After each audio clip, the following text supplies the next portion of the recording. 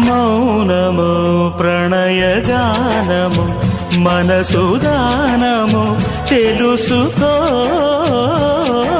నీవులు కలిసి నేనుగాలసి తోడుగా పిలిచి వలచాలే శిలలే చిగురించిన శిల్పం చెలిగా పిలిచే కనులే పండించిన స్వప్నం నిజమై నిలిచే